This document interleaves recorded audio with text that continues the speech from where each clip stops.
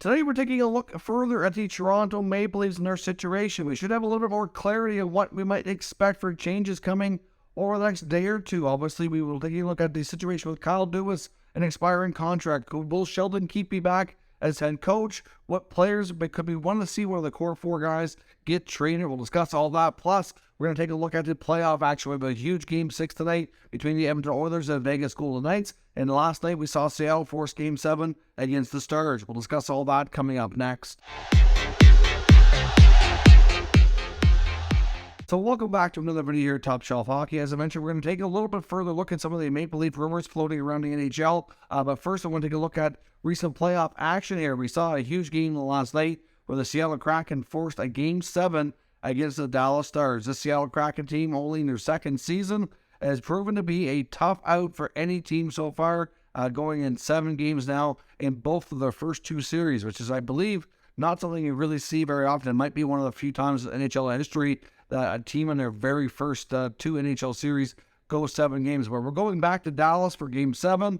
Head coach Peter DeBoer has a remarkable record in Game 7s.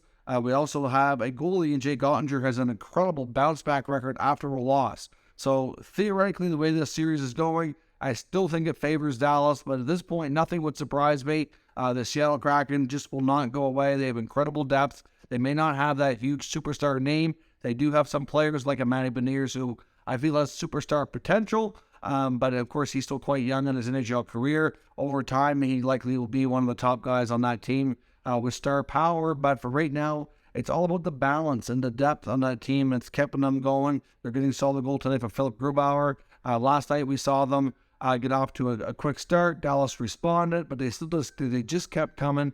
Built up a 4-2 lead after 2 periods with a couple of goals, including a late one from Jordan Eberle, Matty Beniers, Tolvanen scored, Yanni Gord, and they just would not go away. After a 4-2 lead, then that's when they got the big goal from Beniers to go up 5-2 early in, I think, about 8 minutes or something to the third. Dallas came right back to Keefe with a tip, and scores. It's 5-3. But then Seattle shut them down the rest of the way. Popped one into the empty net, which I believe was Eberle to get his second of the game. And we have ourselves a victory for the Kraken in a Game 7. So we'll see what happens in that game tomorrow night. Game 7s are always fun and exciting. So obviously, we'll see how that goes. Seattle obviously has some experience already where they obviously came out victorious. But I still think Dallas is the favorite. But nothing surprises me anymore with this Kraken team.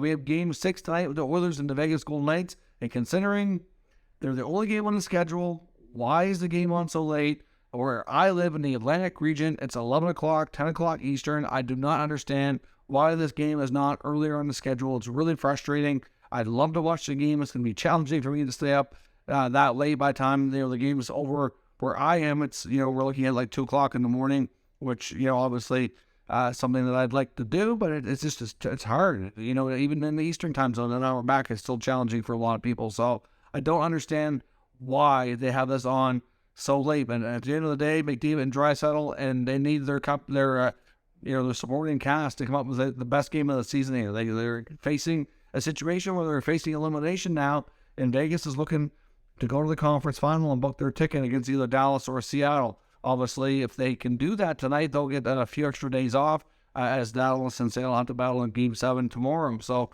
Vegas, though, I'm sure is going to come hard in trying to end this, but obviously the Game 6 will be in Edmonton tonight. The Oilers have done fairly well on home ice. Looks like Stuart Skinner once again is going to be in the starters net.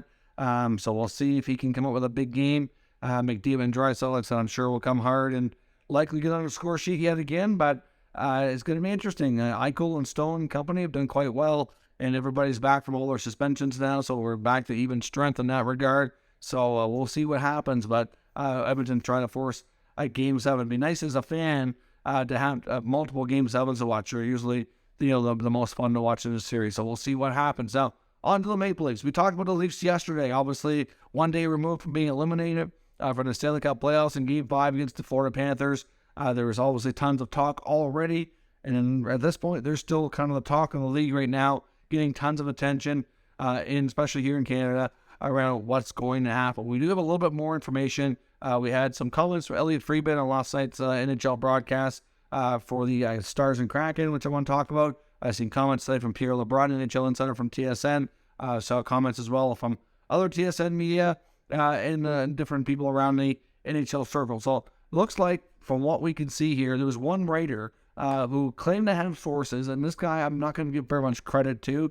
I do take what he says with a grain of salt, and he doesn't pop up on my timeline very often with newsworthy stuff to look at. But he claimed that he had sources indicating that Brendan Shanahan and Kyle Dubas were both likely being let go. And now, obviously, they haven't announced anything, so I'm not going to say he's completely wrong, but it's certainly not looking that way.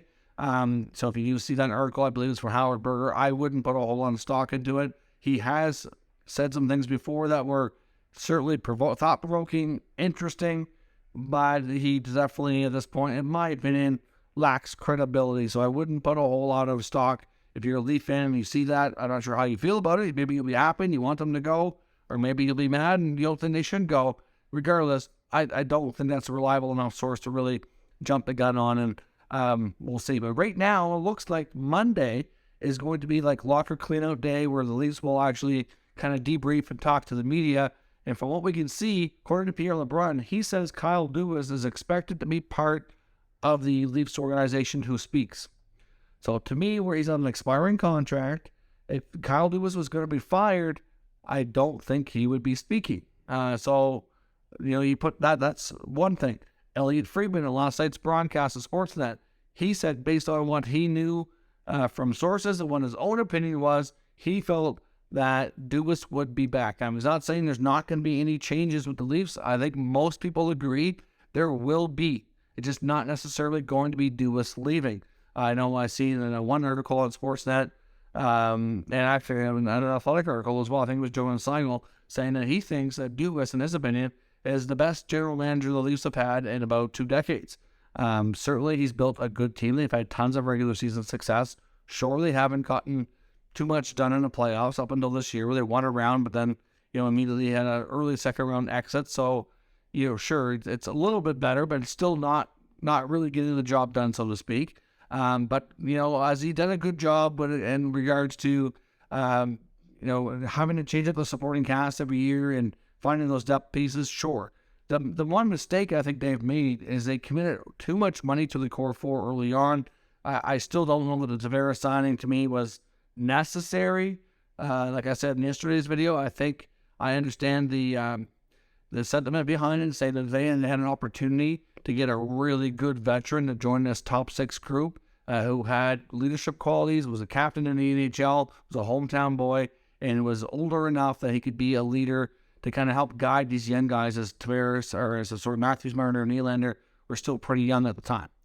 I get that. Great idea, but it's just a big, huge overpayment that was now becoming very problematic. Tavares is slowing down. He's still putting up decent numbers, sure, but he's not really driving play at 5-on-5. Yes, he hit the big goal against Tampa, but again, came up short in the second round, same as Marner and Matthews. No goals. Obviously the 3 of them struggled hardcore. Marner did get the 1 goal there, but, the 3 of them didn't score nearly enough, which is a huge problem. Be part of the reason why they lost. So, but overall, there is lots to like about Kyle Dubas. Like I said, he's going to have options. If the Leafs decide that they're not going to bring him back, there will be other teams that absolutely pounce all over that. And as much as some people might want change, I don't necessarily know that he has to go. Like, I'm not of the opinion that he absolutely has to go to get this team to be able to have more success. I think Kyle Dubas has done a pretty good job. He hasn't done everything. I wouldn't agree with everything he's done as GM, but I don't think I could look at any general manager across the entire 32-team league, analyze their last 5 years, and be like, yep, this guy, everything. He's done everything that I like them all. All these moves are excellent. That's not the case. All GMs make mistakes. You're going to trade players that, end up finding their game elsewhere, and you regret it. You're going to sign players that don't work out, but you go by what you have for information, and that's just it. But has he done a good job? Yes. Does he deserve to be back? I think you could argue yes, but I think there's some that I could see them maybe going with a change. Not shocking to find out, though, that things are looking like he's going to be back.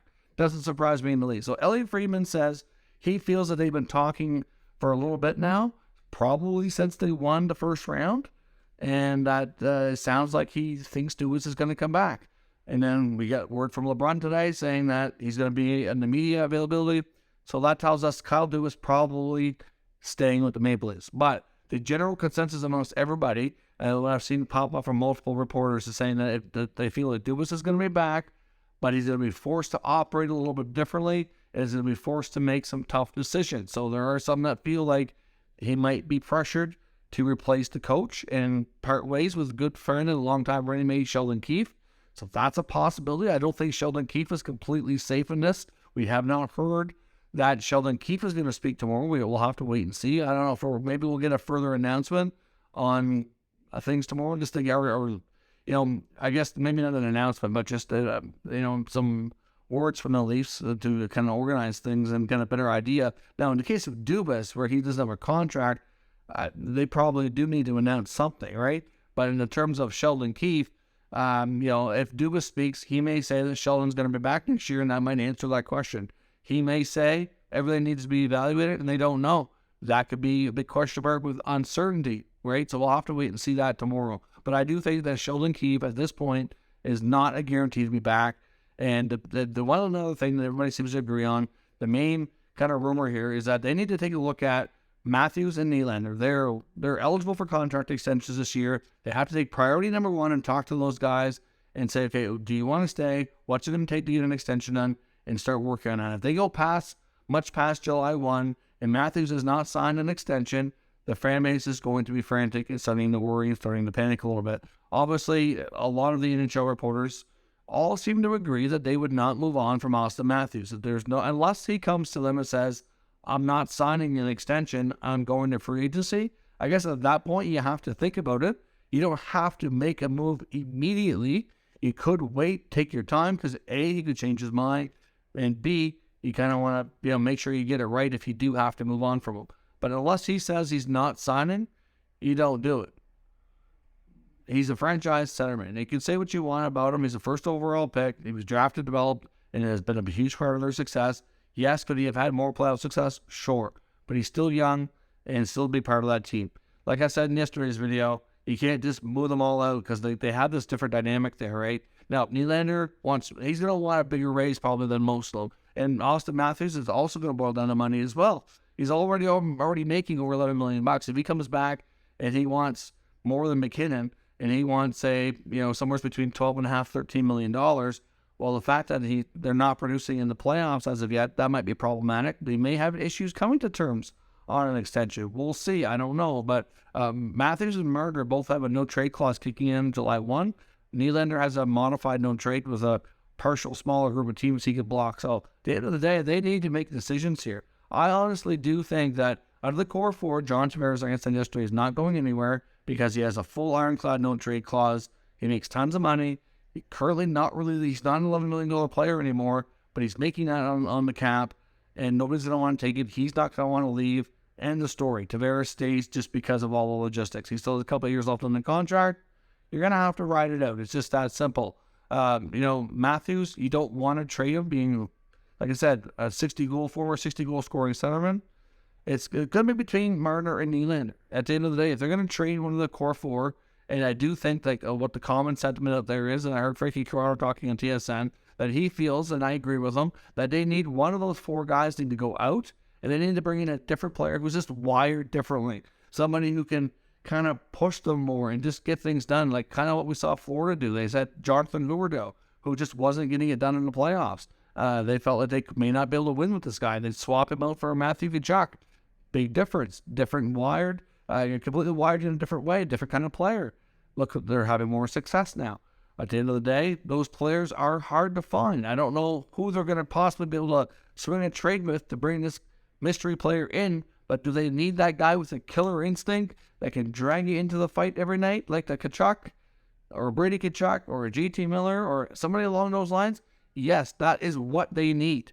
But I don't know where they're going to get it. That's the problem. And I think one of Marner or Nylander has to be the guy to go to make that happen. Marner's one of the highest paid wingers, incredible regular season performer, seems to crumble under pressure. It might do him good to actually play away from home and not be in the spotlight so much. Hard to say. But like I cautioned though, and in the video I made yesterday, the way they run their offense, so much of the offense goes through Marner, and he's such an important playmaker to help the other guys score, that you take him out of the mix, I'd be worried about how it's going to change the whole dynamic. But the fact that Morgan Rielly outscored the core four in the playoffs is a problem. He's obviously a good defenseman, and he's, and I would try to keep Luke Schenn if I can. He's been a great partner for Rielly. The rest of the decor, there's certainly question marks there. But at the end of the day, when it comes to the core four, which is a much of all the rumor mill speculations all focusing on, to me, it's Marner or Nylander that goes. I don't know which one. It boils down to contract extension talks with Nylander. It boils down to what you can look at on the open market. But they all have a form of a no trade. If you're going to make a change and you're not going to run it back as is yet again, then it has to be one of these guys go before those kick in. It's just that simple. I mean, I see one crazy rumor out there that Marner could be traded to the Blackhawks for Connor Bedard. Well, sorry, the Blackhawks ain't doing that. As much as Mitch Marner is a terrific hockey player, that's not what they want to do. Obviously, Connor Bedard is might be just as good, and he's much younger and just getting into the league. Chicago is not going to do it. I did see that crazy rumor to try to, obviously help them with their cap, get them a great player, Bedard, the first overall pick. Like, yeah, sure, dream scenario, but keep dreaming. Ain't happening. Where can Marner go? It's hard to say. I do know this. I know back when he was negotiating his contract, there was some talk that the Jackets tried to offer sheet him. He never signed it. They never got that far. But there was rumors about Jarmo Kekalainen in Columbus trying to bring him down to Columbus. So, could there be a team out there that's maybe, not necessarily rebuilding, but a team that's coming out of a rebuild, or like a mediocre team that could use a change and could really benefit from a guy like Marner being on the team? I'm sure if you run the league and investigate, I'm absolutely certain there would be. But who could the Leafs get back in between Marner and Nylander to go to really give them a guy who was wired different, and just to have a different DNA in that top core four to really do things differently in the playoffs? Because that is what's missing in Toronto. How they get it is tough to say. But right now, the latest rumors indicate Dubas likely stays. We're probably going to get more word on all this on Monday. Keefe is, I think, in danger, but not necessarily. It might be a case where this is more on the players. They might get to keep their jobs with the expectation that something drastic happens to the roster. And really, at the end of the day, they're the ones on the ice doing performance. I think Keefe, again, I think they could justify moving on from him, but I think they could justify keeping him too. But he has to make some adjustments on how he does some things for sure. I think there were certainly some things he did, like not adjusting his lines. He could have made adjustments sooner. The fascination with Justin Hall. There's certainly some things about his coaching style that needs to change, but maybe they keep him on and work with him to get better. That's always a possibility as well. We know Dubas is fond of those things, and if he's given the core four as many chances as he has, if Dubas is still the guy that's then making those firm decisions, then maybe Keefe stays. We'll find out. But let me know your thoughts on the Leafs. If you're trading Marner or Nylander, where do they go? What kind of player do you bring back to change that DNA, to get somebody who's wired differently, who can push them over the top, to have a much better chance of being successful in the playoffs? Let me know your thoughts on that down in the comments, and we'll discuss further. If you're new to the channel, make sure you subscribe and stick around. We'll keep you up to date with the latest news, rumors, and analysis of all 32 NHL teams. Thank you for watching, and I'll catch you next time.